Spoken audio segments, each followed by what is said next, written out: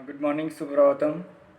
ધોરણ 9 ગણિત પ્રકરણ 1 એમાં આજનો ટોપિક જોવાનો છે કે બે ભિન્ન સમય સંખ્યાની વચ્ચે ખાલી જગ્યા અથવા તો કેટલી સંખ્યાઓ આવેલ હોય. ઓકે, બે સમય સંખ્યાઓ લેવાની છે. ધારો કે આપણે લઈએ 4 અને 10ની વચ્ચે આવેલ સમય સંખ્યાઓ. પહેલાં તો 4 અને 10ને સમય કહેવાય કે ના કહેવાય? તો કહેવાય, કારણ કે આનો છેદ કેટલો હોય? 1, એટલે p/q. બરાબર? ઓકે,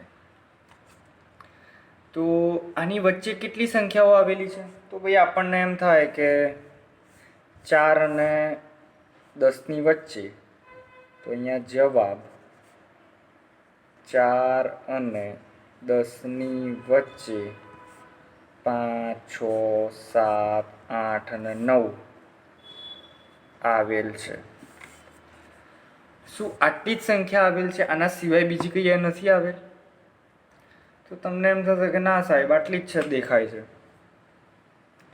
પણ અહીંયા જો સમય સંખ્યાઓ કીધું છે, બરાબર, 5 દુત્યાંશ, 6 દુત્યાંશ, 6 પંચમાંશ એવી પણ હોય ને. ઓકે, તો હજી પણ જો શોધવી હોય તો જો આ 4 છે તો એને લખી શકાય 4.0. બરાબર, પછી શું આવે? 4.1, 4.2, 4.3, તો આવી રીતે લખી શકાય. બરાબર, છેલ્લે કેટલી છે? 10 છે ને, તો 9.9 આવી પણ આવી શકે. હજી પણ આને એવું લખવું હોય, બરાબર, 4.1 છે ને, તો 4.10, 4.11, 4.12, આવું જેમ જેમ તમે મીંડા લગાવતા જાઓ ને એમ અસંખ્ય સંખ્યાઓ તમને મળે. ઓકે, હા, પણ આ જે દશાંશ રહી એ દશાંશ સ્વરૂપે નહીં રાખવાની. તો એને શું કરી દેવાનું? ધારો કે 41/10, 42/10, તો એ રીતે લખી શકો. બરાબર, તો આ સમજૂતી માટે હતું. એટલે કોઈ પણ બે સમય સંખ્યા હોય ને, તો એની વચ્ચે કેટલી સમય સંખ્યાઓ આવેલી? તો અસંખ્ય સમય સંખ્યાઓ. કેટલી? તો જવાબ શું આવશે? અસંખ્ય. હજી કદાચ આને બરાબર ના સમજ્યા હોય તો આપણે સમજીશું. બરાબર, હજી એક ટોપિક આવશે એમાં, પણ મૂળ અત્યારે યાદ રાખો કે અસંખ્ય છે. ચલો સમજી જ લઈએ. કલ કરે સો આજ, આજ કરે સો અભી. એના માટે મારે રફ પેજ લેવું પડશે. પહેલા તો સંખ્યાઓને જુઓ. 4, ધારો કે 4 લીધી અને 5 લીધી. ઓકે, આની વચ્ચે કેટલી સંખ્યાઓ આવેલી? એટલે આપણને લાગે કે આની વચ્ચે કોઈ નહીં, 4 પછી તરત 5 છે. 4ને લખાય 4.0, 5ને લખાય 5.0. લખાય કે ના લખાય? MRP 5.0 લખ્યું હોય પાર્લેજીની, એટલે આપણે 5 રૂપિયા જ આપીએ, 50 રૂપિયા નથી આપતા. ઓકે, હવે આની વચ્ચે લખવું હોય તો કઈ કઈ સંખ્યાઓ આવી? તો 4.1, 4.2, 4.3 એની વચ્ચે જ આવી કહેવાય ને, અપ ટુ 4.9. ખ્યાલ આવે છે? ઓકે, હવે ધારો કે હું આ બે જ સંખ્યા જ પસંદ કરું, 4.1 અને 4.2ની વચ્ચે કેટલી આવી? તો હવે આપણને નથી દેખાતી. બરાબર, તો આને શું લખી શકાય? 4.10 લખી શકાય. અને આને શું લખી શકાય? 4.20 લખી શકાય. પોઈન્ટ પછી તમે 4.2 અને 4.20ની સરખી જ કિંમત છે. 4.2 ઇઝ ઇક્વલ ટુ 4.20. અરે ક્યાં સરખી છે સાહેબ? જો આ 2 છે ને 20 છે, કંઈ ફરક પડે છે? ખબર પડે છે કે નહીં પડતી? હે, સરખી જ છે. કેવી રીતે? ચલો ચેક કરીએ. ધારો કે આ કેટલા છે? 4.2, તો એને લખાય 42/10. ઓકે, હા. આ કેટલા છે? 420, તો ભાગ્યા કેટલા? 10 આવશે કે 100 આવશે? તો જો પોઈન્ટ પછી કેટલા છે? 2 છે, એટલે કેટલા લખવા પડે? 100. આ મીંડું ગયું. થયા 42/10. આ પણ કેટલા? 42 સેમ. ઓકે, તો આ ક્લિયર રાખવાનું કે હજી હકીકતમાં આ ટોપિક છે ને બહુ પાછળની વસ્તુનો છે, સમજી લો, કશો વાંધો નહીં. તો એટલે પોઈન્ટ પછી જે પણ સંખ્યા હોય એના પછી ગમે તેટલા મીંડા લગાવો ને તો એનો કંઈ ફરક ના પડે. હા, આ 20 પાછળ જો હું 2 લગાવી દઉં તો ફરક પડે, બરાબર, પણ ગમે તેટલા મીંડા આવે તો એનો કંઈ મતલબ છે નહીં. 4.2 હોય કે 4.2 લાખ હોય, સરખું જ છે. સોરી, 2 લાખ નથી, 4.20,000 છે. ઓકે, પોઈન્ટ પછી મીંડાની કંઈ વેલ્યુ નહીં. તો ટોપિક હતો અહીંયા 4.1 ને લખાય 4.10, 2 ને લખાય 4.20. ચલો આની વચ્ચે કેટલી? 4.11, 4.12, 4.13 આ જ જાય, આવે ને? ફરીથી આને લખો 110 અને 120, ફરીથી એના. તો અસંખ્ય સંખ્યાઓ આવેલી છે, આખી જિંદગી સુધી લખીએ તો એ પૂરી ના થાય. ઓકે, ચલો ટોપિક ઉપર આવીએ. તો હવે દાખલો એવો પૂછાય છે, આપણે ગણીએ દાખલો. સ્વાધ્યાય 1.1 એનો પ્રશ્ન છે 2. 3 અને 4, 3 અને 4 ની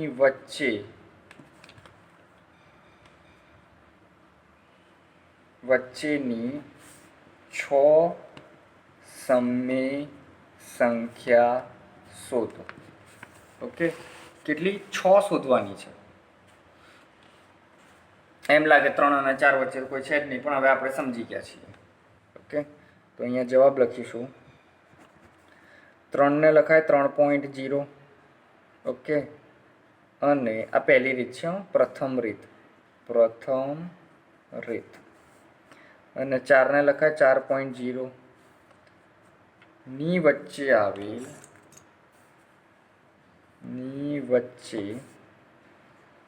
આવેલ સંખ્યાઓ. અહીંયા જોજો, હજી સંખ્યાઓ જ લખીએ છીએ. તો કઈ? 3.1, 3.2, 3.3, 3.5, 3.7, 3.9 અને 3.9 પછી કઈ આવે? 4. 3.10 ના લખાય. 3.9 પછી કઈ આવે? 4. કેટલી લખવાની છે? 1, 2, 3, 4, 5, 6. 6 લખવાની, 6 થઈ ગઈ. ઓકે, હવે કઈ સંખ્યાઓ? આ નહીં લખીશું, આના બદલે કઈ લખીશું? 31/10. કારણ કે સમય સંખ્યા એટલે p/q જ હોવું જોઈએ, દશાંશ હોવું જોઈએ નહીં. 32/10, 33/10, 35/10, 37/10 અને 39/10. હજી પણ સમય સંખ્યા જ્યારે લખતા હોય ત્યારે અતિ સંક્ષિપ્ત એટલે ભાગ ઉડતા હોય તો ઉડાડવાના. અહીંયા ઉડે છે 2 પંચા 10 અને 16 દુ 32, 2. અહીંયા નહીં ઉડે. અહીંયા 5 ઉડશે, 5 દુ 10, 5 સિત્તા 35. અહીંયા નહીં થાય અને અહીંયા નહીં થાય. તો માટે જવાબ કયો આવશે? 31 દશાંશ, 16 પંચમાંશ, 33 દશાંશ, 7 દુત્યાંશ, 37 દશાંશ અને 39 દશાંશ. આ તમારો જવાબ થયો. આ બેની વચ્ચે આવેલ જે સંખ્યાઓ મળીને એ આ રીતે મળે. આ પ્રથમ રીત હતી. ઓકે, દશાંશવાળી રીત. હજી પણ આને એવું નહીં 3.00 લખી શકાય. ઓકે, એટલે અહીંયા એ પણ લખી શકાય 3.10, 3.20 ચાલે. એક આ રીત હતી. બીજી કઈ રીત કરવાની એ જોઈએ.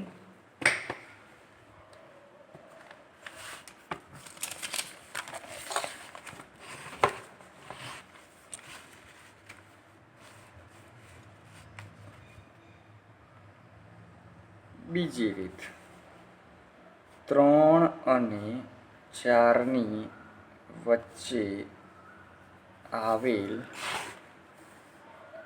6 સમય સંખ્યા. તો પહેલી સંખ્યા લેવાની. ચલો 3, એનો છેદ કેટલો છે? 1. છેદ હોય તો જે આપ્યો હોય લખવાનું, ના આપ્યો હોય તો 1 લખવાનું. હવે આને શું કરવાનું?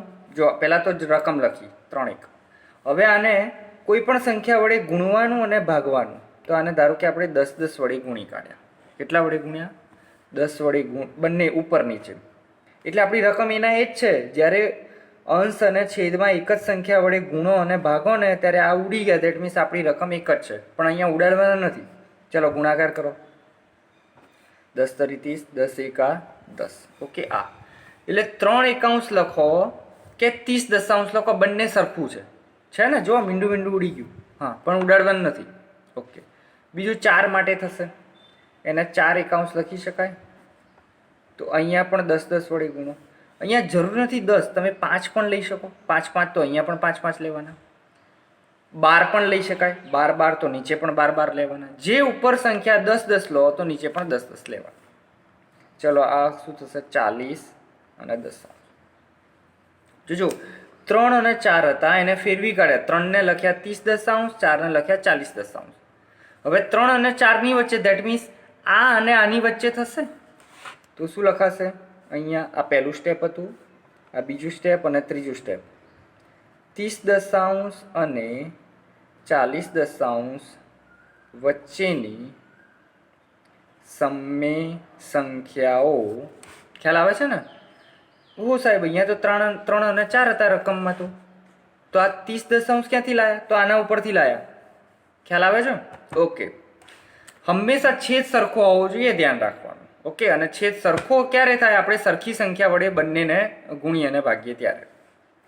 તો વચ્ચેની સમય સંખ્યાઓ કઈ મળશે? તો ચલો, 30 દશાંશ, 30 પછી શું આવે? 31 દશાંશ, 32 દશાંશ, કેટલે સુધી જાય? Up to 39. 39 પછી 40, 40 ના લેવાય, વચ્ચેની કીધી છે. આ બે નહીં લેવાની, એના વચ્ચેની. એટલે 31 32 33, ધારો કે 35, ધારો કે 37, ધારો કે 39, 40 ના લેવાય. 6 થઈ ગઈ, 1 2 3 4 5 6. ઓકે, તો આ જવાબ. પણ હજી આમાં શું કરવાનું? છેદ ઉડતા હોય તો ઉડાડવાના. ચલો, અહીંયા નથી ઉડતા, અહીંયા ઉડશે. જો એઝ ઇટ ઇઝ આપણી સંખ્યા હોય, આ જે રહી ને એ જ વસ્તુ તમને અહીંયા દેખાશે. ઓકે, તો ભાગ ઉડાડી દઈએ. 2 5 10 અને 2 16 દુ 32. અહીંયા ઉડશે 5 દુ 10, 5 7 35, એઝ ઇટ ઇઝ. 31 દશાંશ, 16 પંચમાંશ, 33 દશાંશ, 7 દૂતીયાંશ, 37 દશાંશ અને 39 દશાંશ. જો આવા યાદ હોય ને તો આપણા 8મા ધોરણમાં પ્રથમ સત્રમાં આવા દાખલા ગણ્યા હતા. ઓકે, તો એક આ રીત છે, એટલે 2 રીત છે. હજી પણ ત્રીજી રીત છે, પણ ત્રીજી રીતમાં પડવું નથી, એ માથાનો દુખાવો છે. ઓકે, એટલે 2 રીત છે. દશાંશવાળી રીત ક્યારે વાપરી શકાય? જ્યારે આવી પૂર્ણ સંખ્યા આપી હોય, 3 4, અપૂર્ણાંકમાં ના હોય, છેદવાળી ના હોય. જોઈએ એક દાખલો એવો. ચલો, આપણે બીજો દાખલો જોઈએ છીએ. સ્વાધ્યાય 1.1 નો प्रश्न कौन सा है? तीसरा. थोड़ी पेन बदलिए એટલે वहाँ गई देखो. હવે જે પ્રશ્ન છે 3 પંચમાંશ. દેખ મેં થોડોક અલગ લઈએ. આ હોમવર્કમાં આપવાની ઈચ્છા છે. It is homework.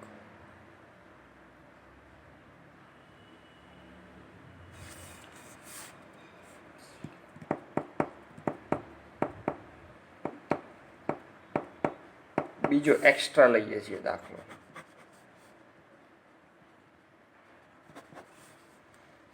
રકમ લઈએ છીએ 3 પંચમાંશ અને 7 અષ્ટમાંશ વચ્ચેની 3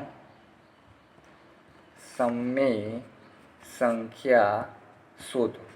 ઓકે, 2 સંખ્યા આપી છે, એના વચ્ચેની. જો આગળના દાખલામાં શું હતું? છેદ 1 હતો. અહીંયા છેદ કેટલા છે? 5 અને 8 અલગ અલગ છે. ત્યારે શું કરવાનું? ચલો, સૌથી પહેલા પહેલી સંખ્યા કઈ છે? 3 પંચમાંશ. ઓકે, પછી બરાબર 3 પંચમાંશને સૌથી પહેલા છેદ સરખા કરવાના. જો અહીંયા છેદ 5 છે અને અહીંયા 8 છે, તો શું કરીએ?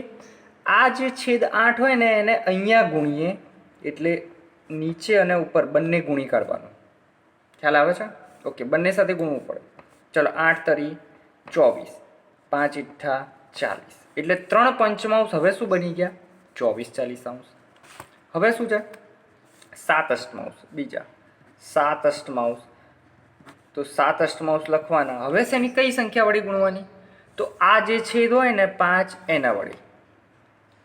જો અહીંયા ધ્યાન રાખજો, છેદ જ્યારે જુદા જુદા હોય ત્યારે એકબીજાના પરસ્પર છેદ વડે ગુણવાનું. આનો છેદ 8 હોય તો અહીંયા ગુણવાનું, આનો છેદ 5 હોય તો અહીંયા ગુણવાનું. ચલો આનું શું થશે? 7 પંચા 35 અને 8 પંચા 40. છેદ સરખા થઈ ગયા. ઓકે, તો આ બેના વચ્ચેની લખી દેવાની સંખ્યાઓ. તો અહીંયા લખીશું, સીધું લખું છું, વચ્ચેની 3, કે પૂરા વાક્યમાં લખીએ, સમય સંખ્યાઓ. તો પહેલા 24 નહીં લેવાની. ઓકે, કારણ કે આની વચ્ચેની કીધી છે. 24 પછી શું આવે? 25 40 અંશ. 35 સુધી ચાલે, 35 નહીં લેવાની. 24 પછી 25 થી શરૂ કરો. 25 26 27 28, કેટલી? 34 સુધી ચાલે. ચલો એક 25 લીધી, પછી ધારો કે 30 40 અંશ લીધી, ચાલે ને? 25 પછી 30, પછી ધારો કે 34 40 અંશ લીધી. 35 ના લેવાય. કેટલી? 35 નહીં, કેમ છે 35? આ બેના વચ્ચેની. હવે છેદ ઉડાવવા પડશે. ઓકે, તો 5 પાંચે ચલાવો તો 5 ઈઠ્ઠા 40, 5 5 25. આ તો મીંડું મીંડું જતું રહ્યું. અહીંયા ચલાવો 4 તો 9 ચોક 36 અને 4 દાન 40 અને 9 34 છે. સોરી 34 40 અંશ હશે ને. 2 20 અને 2 17. તો જવાબ કયો આવશે? 5 અષ્ટમાંશ, 3 ચતુર્થાંશ અને 17 20 અંશ. ઓકે, આ જવાબ થયો. આ દાખલામાં જવાબ આ જ આવે એવું જરૂરી નથી. હું ગણતો હોય તો આ આવે, કોઈ બીજા સાહેબ ગણતા હોય તો બીજું આવે, તમે ગણતા હોય તો જુદો. આ દાખલામાં જુદા જુદા જવાબ આવી શકે. બરાબર? અહીંયા એવું જરૂર નથી કે 8 અને 5 વડે જ ગુણવું. બરાબર? મૂળ છેદ સરખો કરવાનો. તમે કોઈ પણ સંખ્યા લઈ શકો. બરાબર છે? પણ આપણે આ સહેલી પડે છે એટલે આ રીતે કર્યું છે. ઓકે, તો બહુ ઇઝી દાખલા છે. બરાબર? હવે જે બીજો જે સ્વાધ્યાય 1.1 નો હતો ને, હોમવર્કમાં સ્વાધ્યાય 1.1 એનો સોરી કયો દાખલો છે? ત્રીજો. 3 પંચમાંશ અને 4 પંચમાંશની વચ્ચે આવેલ સમય સંખ્યાઓ કેટલી છે? 5. 5 શોધવાની છે. ચલો, આમાં તો છેદ સરખા છે જ. ઓકે, છેદ સરખા છે, પણ પછી 3 પછી સીધું શું આવશે? 4. વચ્ચે તો કોઈ છે જ નહીં. ઓકે, તો આવું હોય તો શું કરવાનું? ચલો, 3 પંચમાંશ છે તો એને બંનેને 10 10 વડે ગુણી કાઢો. તો આ શું થશે? 30 50. ચલો, 4 પંચમાંશ છે તો આ 4 પંચમાંશ રાખો, બંનેને 10 10 વડે ગુણી કાઢો. તો આ થશે 40 50 અંશ. થઈ ગયો. 10 ચોક 40 50. હવે આવી ગયા છેદ સરખા છે અને ઉપર જો 30 અને 40 એની વચ્ચે 31 32 33 34. બરાબર? તો આ પૂર્ણ કરવો દાખલો, પૂરો કરવો અને છેલ્લે છેદ ઉડાડવાના. ઓકે, તો આટલા દાખલા છે અને બીજા થોડાક હોમવર્કમાં હું આપી દઈશ. બરાબર? અહીંયા ચોપડામાં જ લખેલા હશે. એ હોમવર્કમાં જે આપ્યા હોય એ દાખલા આ રીતે ગણવાના. Thank you very much. આપણું સ્વાધ્યાય 1.1 અહીંયા પૂરું થયું. ઓકે.